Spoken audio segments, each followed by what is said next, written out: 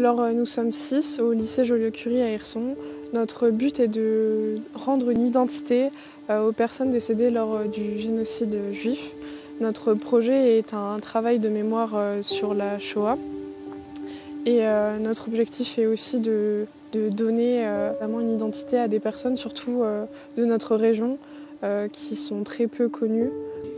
On travaille sur le parcours d'un déporté en particulier qui sera notre fil rouge. C'est le déporté Charles Baron, qui a une salle à son nom au lycée Berthelot. Ce voyage, il m'a apporté beaucoup de choses, d'ores et déjà, je peux le dire.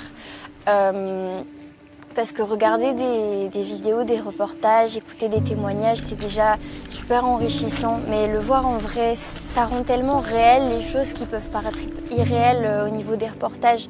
Donc effectivement, c'est un voyage d'études qui est organisé avec le mémorial de la Shoah et les rectorats.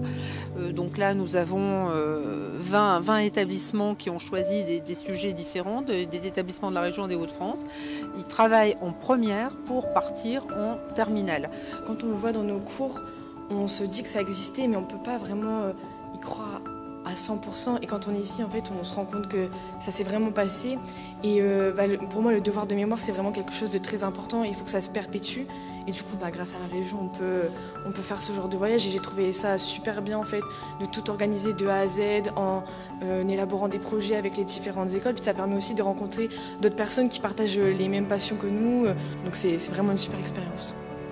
Encore aujourd'hui, il y a des gens qui ont vécu la Shoah, qui sont vivants, qui sont là pour témoigner. Mais dans quelques années, il n'y en aura plus du tout. Et c'est important de perpétuer cette mémoire-là pour que ça ne disparaisse pas. Parce que si ça disparaît, les bâtiments d'Auschwitz, ce seront juste des bâtiments. Et puis on ne connaîtra plus réellement leur histoire, on ne saura plus où on en est, ce qui s'est passé. Et c'est pour ça que c'est important d'être un passeur de mémoire. On agit un peu comme des ambassadeurs. Et c'est important de transmettre cette mémoire-là qui nous est conviée et ce que nous avons entre les mains, c'est quelque chose d'essentiel.